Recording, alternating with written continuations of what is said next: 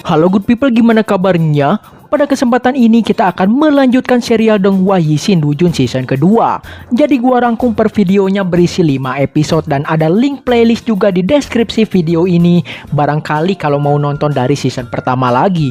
Tanpa berlama-lama lagi, kita langsung aja merekap alur ceritanya.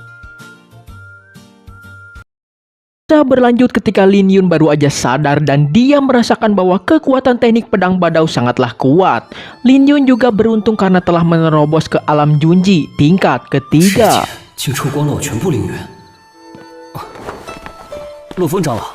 Tetua Luo Feng datang dan memuji Lin Yun. Di sini Lin Yun kebingungan karena dia berada di tempat yang asing. Tetua Luo Feng berucap bahwa ada seseorang yang ingin menemui Lin Yun.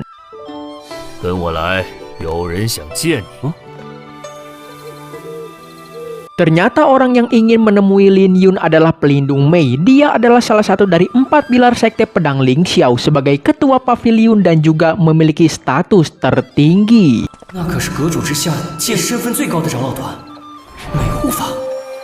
Lin Yun gak menyangka bahwa orang dengan status tinggi seperti Tetua Mei mau menemuinya. Sebelumnya di Aula Xuanwu mereka pernah bertemu dan Tetua Mei ini jugalah yang memberikan teknik pedang badau.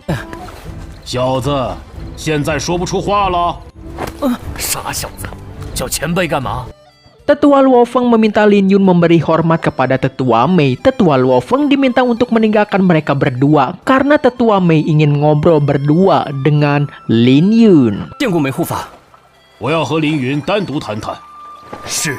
Tapi seharusnya Lin Yun telah menebak siapa Tetua Mei ini. Dan ya, Lin Yun mengakui bahwa pedang badau sangatlah luar biasa karena bisa menyerahkannya dengan mudah. Tetua Mei pasti memiliki status yang sangatlah tinggi, ucap Lin Yun.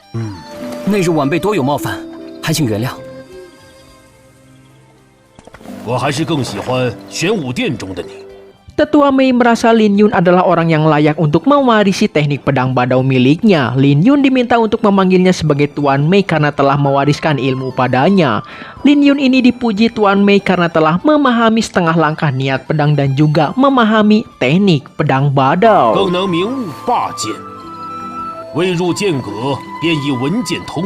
Nampaknya Tetua Luo Feng telah menceritakan seberapa berbakatnya Lin Yun dan Tuan Mei sangat menyukai orang-orang berbakat, ucapnya. Walaupun begitu, Lin Yun diminta untuk jangan dulu bangga atas pencapaiannya saat ini karena dia masih harus memahami esensi teknik pedang yang dominan di pedang badau.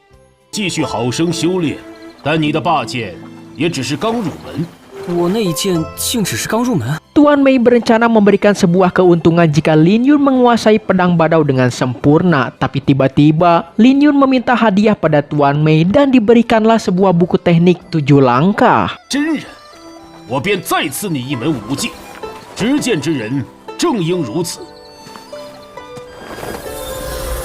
Itu adalah buku teknik langkah yang bernama 7 langkah Xuan Xuan. Setiap langkahnya akan melipat gandakan kekuatan seni bela diri yang digunakan Lin Yun dan juga lebih praktis jika sedang bertarung.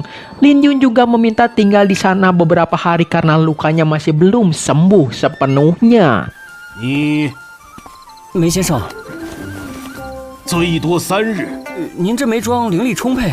Tapi nggak ada malunya, Lin Yun meminta untuk ditingkatkan lencana Xiao Yun miliknya. Tuan Mei memukul kepala Lin Yun karena keserakahannya ini. Walaupun statusnya sangatlah tinggi, Tuan Mei nggak bisa membantu meningkatkan lencana Lin Yun.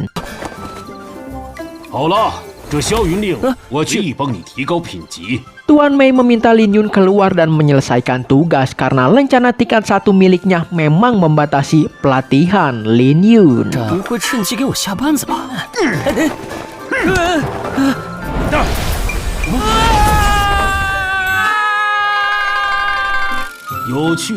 Keesokan harinya Lin Yun berencana mengambil misi di sekte. Di sana terdapat monumen daftar peringkat langit dan salah satunya yang pemimpin aliansi Gunung Luojia bernama Xinju, kakak laki-laki dari senior Xinyan. Dibutuhkan poin kontribusi yang cukup banyak untuk meningkatkan plat besi. Lin Yun berencana mengambil tugas kelas 1 dibandingkan kelas 2. Lin Yun memiliki kepercayaan diri tinggi terhadap kemampuannya. 敢问甲等任务如何接取？ Lin Yun mengeluarkan plat besi Xiao Yun miliknya untuk didaftarkan, tapi karena plat besinya tingkat rendah jadi nggak diizinkan untuk mengambil tugas kelas 1. Bukan tentang masalah percaya diri tapi untuk meminimalisir angka kematian, ucapnya. Tapi tiba-tiba Lin Yun diberikan 3 misi sekaligus atas perintah ketua pavilion. Di dalam gulungan ada detail tentang misi yang dijalankan. Ini semua ulah dari Tuan Mei. 没信是安排的，麻烦找上门了。谁抢了我的任务？ Tiba-tiba senior Zhang datang memarahi Lin Yun karena mengambil 3 misi kelas 1 sekaligus. Nampaknya ada peraturan tak tertulis di sana antara para murid sekte bahwa untuk misi kelas 1 hanya boleh diambil oleh orang-orang yang masuk ke dalam daftar peringkat langit. 搞了半天是来抢任务的。你是什么身份？敢和我们抢？ Dan ya, Zhang Li ini masuk ke dalam daftar 10 teratas peringkat langit. Tapi nampaknya Lin Yun juga udah cukup dikenal karena berhasil mengalahkan Ye Liu Yun di arena hidup dan mati. Ye Liu Yun merupakan orang dari daftar ke-36 di peringkat langit. 原来是击败了个人第36的叶流云。 但我请问，这人榜规矩可是宗门定下的？ 大家默认都被人榜前10包圆了。 Lin Yun juga merasa rendah diri bila dibandingkan dengan senior Zhang Li. Dia bertanya apakah harus mematuhi aturan tak tertulis ini. Pengelola aula berucap setiap murid nggak diwajibkan untuk mematuhi peraturan tak tertulis dari sekte pedang Ling Xiao. 找死！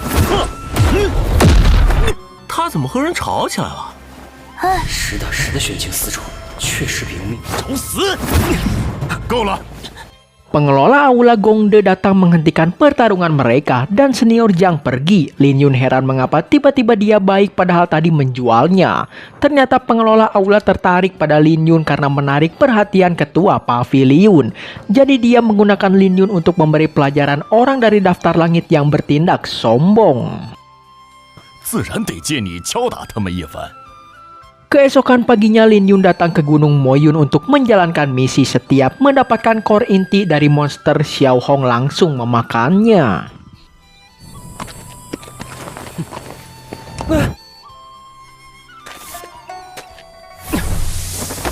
Lin Yun mencari keberadaan Raja Serigala Darah untuk misinya. Namun dia gak menemukan jejak Raja Serigala Darah padahal udah berhari-hari mencari. Tapi tiba-tiba terdengar suara teriakan dari Raja Serigala Darah. 这笑声，应该便是血狼王了。 Lin Yun menemukan keberadaan Raja Serigala Darah yang sedang menyerang 3 murid dari sekte lain. 火云师兄，师弟快撑不下去了。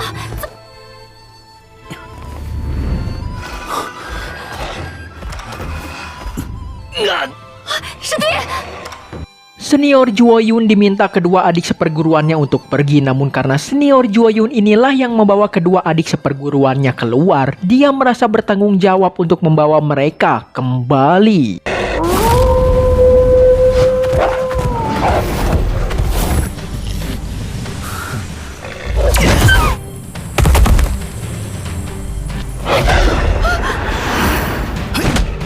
Tiba-tiba Raja Serigala Darah menyerang dan 龙啸化顶。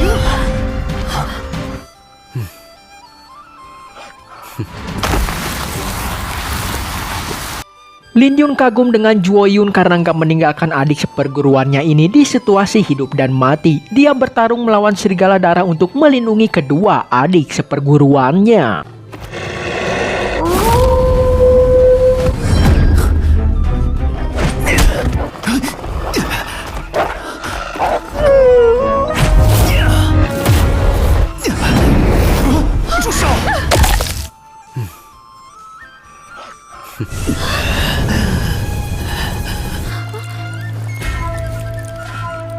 Zhuo Yun terluka namun dia masih tetap bertarung untuk melindungi kedua adik-adiknya.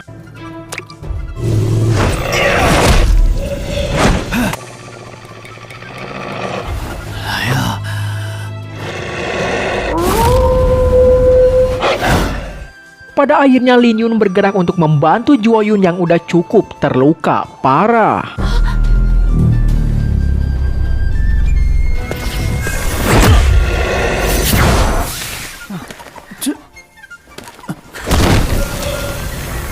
Lin Yun hampir lupa membantu karena terlalu kagum dengan senior Zuo Yun ini. Zuo Yun dari sekte Hun Yuan mengucapkan terima kasih pada Lin Yun. Tak lupa juga Lin Yun memperkenalkan dirinya dari sekte Pedang Ling Xiao. 我不好意思啊。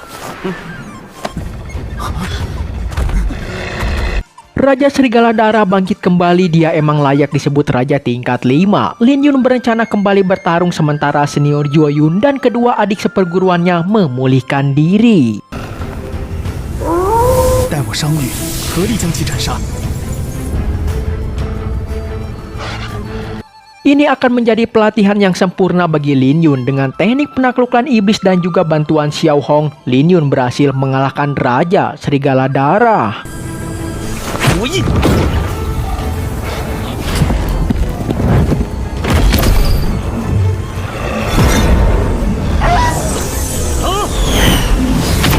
你到底是凌霄剑阁的弟子，还是玄天宗的？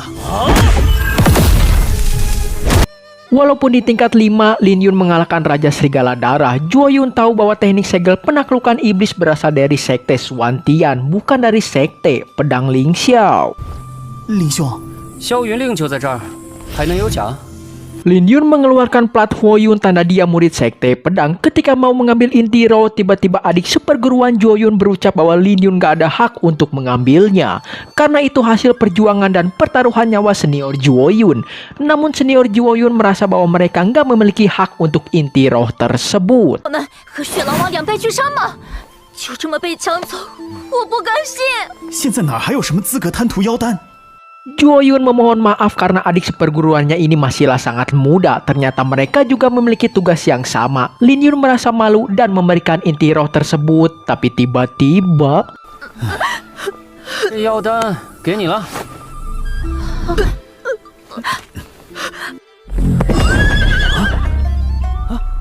Xiao Hong memakan inti roh Raja Serigala Darah di hadapan mereka semua. Lin Yun berucap inti roh tadi dihitung miliknya aja dulu. Lin Yun berjanji akan membantu Zuo Yun dan yang lain mendapatkan inti roh dari Raja Serigala Darah. 我从未见过如此通人性的血龙马。 Setelah Lin Yun memanen mayat Raja Serigala Darah, dia berencana mencari jejak Raja Serigala Darah yang lainnya. Sementara itu kekuatan Zuo Yun telah pulih hingga 50% dan ini semua berkat ilmu pelatihan tubuh sekte Hun Yuan. 我已经恢复50%实力了。我混元门本就习得炼体之法， 混元门龙象战体诀果然名不虚传。 Zuo Yun memuji teknik segel penaklukan iblis dan jika ada kesempatan mau bertanya-tanya pada Lin Yun. Ketika Lin Yun bertanya mengenai jejak Raja Serigala Darah, Xiao Hong pingsan. 王的踪迹。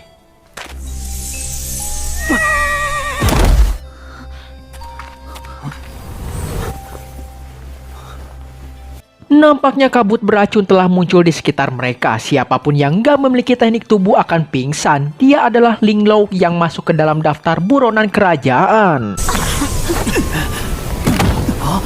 竟还有2只漏网之鱼。 Nampaknya Zuo Yun mengenal pria di depannya ini. Dan ya, Ling Lao memuji Zuo Yun dari sekte Hun Yuan karena mengenali dirinya. 不愧是混元门弟子，有没有兴趣和我做个游戏？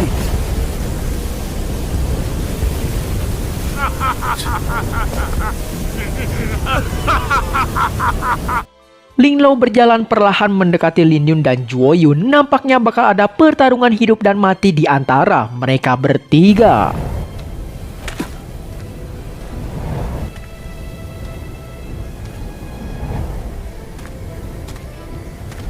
Ling Lao berada di alam Xuanji tingkat kelima, jelas berada di atas Lin Yun dalam hal kultivasi. Nampaknya masalah semakin rumit, terungkap Ling Lao ini buronan kerajaan nomor ke-42. 这次有点棘手啊！大秦诸魔榜第42。 Ling Lao heran Lin Yun menguasai tinju harimau naga padahal dia adalah murid sekte pedang Ling Xiao dengan kultivasi berada di ranah Xuanji tingkat kedua. Lin Yun berhasil membunuh Raja Serigala Darah. Terungkap bahwa Raja Serigala Darah tadi dikendalikan oleh Ling Lao. 真是让人意外啊！你小子很聪明。Linglong berucap bahwa orang pintar seperti Lin Yun biasanya mati lebih awal. Linglong membenci orang-orang dari sekte aliran ternama, ucapnya. Linglong meminta Lin Yun dan Zuo Yun saling membunuh dan siapapun yang hidup diizinkan untuk pergi. 我可以放过你们其中一人。 Zuo Yun gak percaya dengan omong kosong Linglong pada mereka berdua, tapi tiba-tiba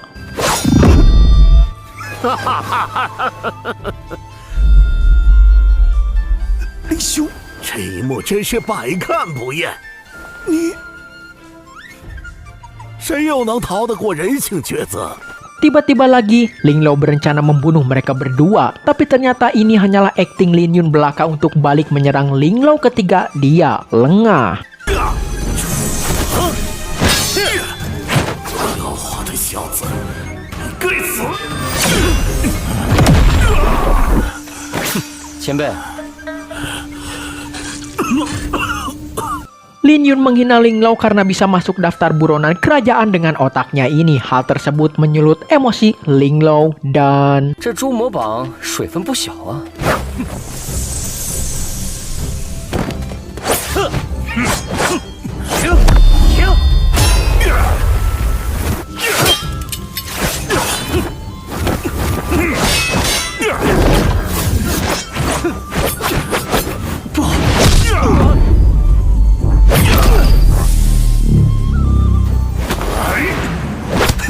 Lin Yun merilis segel penakluk iblis setelah menangkap Linglong, dan ya, mengandalkan teknik 7 langkah pemberian Tuan Mei sebelumnya, Linglong dipastikan tewas.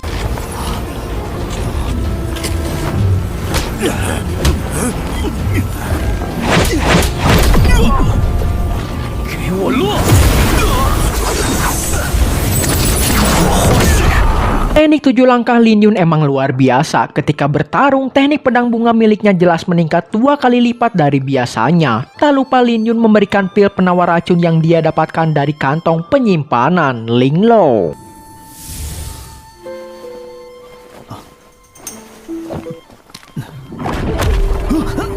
Tapi tiba-tiba muncul tekanan yang sangat kuat di sana, dan ya, ada seorang pria tua datang dengan tongkat naga di tangannya.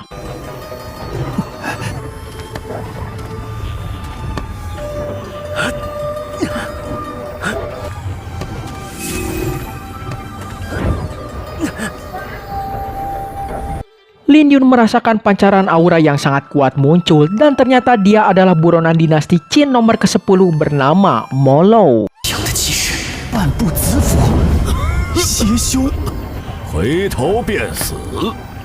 Nampaknya sejak awal Molo ini melihat pertarungan sebelumnya. Linglong mati karena trik licik Lin Yun, karena jika tidak sulit bagi Lin Yun untuk mengalahkannya. Terungkap bahwa Molo ini adalah guru dari Linglong, dan dia meminta tas penyimpanan muridnya yang baru aja diambil Lin Yun. 应该不算以大欺小吧？能给你留个全尸。该上路了。 Molo mencoba untuk membunuh Lin Yun, tapi tiba-tiba kakak senior Xinju datang. Dia adalah pemimpin aliansi Gunung Luojia dan sebagai kakak kandung Xin Yan. 这该是我们诺甲山盟主第6的新绝世兄。原来是发现没落的踪迹了。 Nampaknya Xinju datang dengan praktisi muda dari berbagai macam sekte. Mereka sedang membuat aliansi sementara untuk memburu Molo yang akhir-akhir ini mulai merasakan praktisi muda. 难怪你这么着急，原来不是要打架。这便是帝都八公子。师弟有难，赶着救人啊！情急之下未能及时告知。 Xinju meminta Molo untuk menyerah. Dia juga gak menyangka sepak terjang akhir-akhir ini membuat para praktisi jenius dari berbagai sekte bekerja sama dan 和八公子中的4位联手讨伐。说这么多干嘛？要打便打。我就说别请这沙胚，就知道蛮干。 ya, Molo diserang namun dia berhasil melarikan diri. Beruntung dia masih belum terlalu jauh, jadi masih bisa dikejar oleh para praktisi muda ini. 可惜没有跑远，我们赶紧追上去。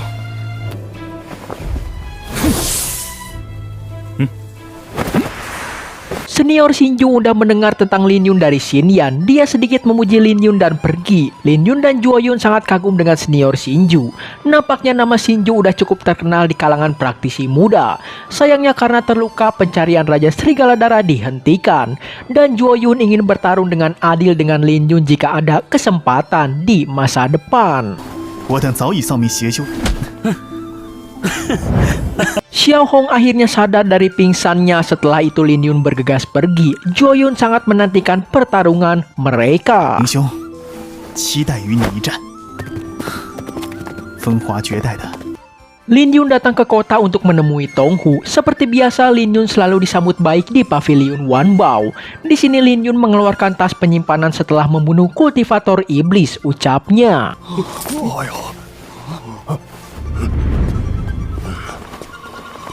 Tong Hu membawa Lin Yun ke ruangan pribadi demi keamanan mereka. Apalagi itu adalah tas penyimpanan milik Ling Lao, buronan kerajaan yang baru aja Lin Yun bunuh. 您诛魔榜第42，莫怪我多疑，小心驶得万年船。林兄果然好本事。 Lin Yun meminta Tong Hu untuk mengecek isi di dalamnya. Ada dua barang yang cukup menarik perhatian, yakni buku teknik naga siang milik Sekte Hun Yuan. Terungkap bahwa teknik ini nggak diwariskan ke orang luar Sekte Hun Yuan. Dan satu lagi benda ajaib, buah naga. 竟还有龙焰果此等奇物，这门炼体武器确实不凡。 Pavilion Wanbao nggak berani menerima buku teknik naga siang karena takut ketahuan Sekte Hun Yuan. Sepertinya Ling Lao telah membunuh salah satu murid dari Sekte Hun Yuan. Tak lupa Lin Yun menanyakan khasiat dari buah naga. 又有何妙用？这书我便先拿着。 龙焰果100年一成熟。 Selain berisi roh penuh, buah naga bisa membantu praktisi alam Suanji meraih pemahaman mendalam dan menerobos ke alam Jifu. Buah naga juga memiliki kekuatan yang unik, yakni membuat altar spiritual bersih. 我哥获取的情报，则是灵台清明，感悟大道。 Tong Hu bertanya bagaimana buah naga ada di penyimpanan Ling Lao, padahal itu milik Molo. Nggak ada yang tahu, tapi karena buah naga muncul di tangan Lin Yun, pasti ini semua ada hubungannya. Tentang aliansi sementara 4 praktisi muda dari berbagai sekte yang membunuh Molo. 这雏蛋应与此事有关吧？穆罗死了。 Namun 4 praktisi bekerja sama belum tentu berhasil jika Molo telah menelan buah naga tersebut. Lin Yun sadar jika ingin mengejar puncak seni bela diri, dia harus lebih kerja keras lagi untuk 去 berkultivasi. 付出更多的努力啊！这世间少年天骄不知凡几，剩下的物件你估个价。 Lin Yun pamit pergi dan dia mempercayakan sisanya pada Tong Hu. Lalu Tong Hu bertanya bagaimana nasib buah naga tersebut. Nampaknya Lin Yun berencana memberikan buah naga tersebut pada senior Shinju sebagai ucapan terima kasihnya. 我盛典。 待回宗后，我林云必定双手奉上，星爵师兄救我性命，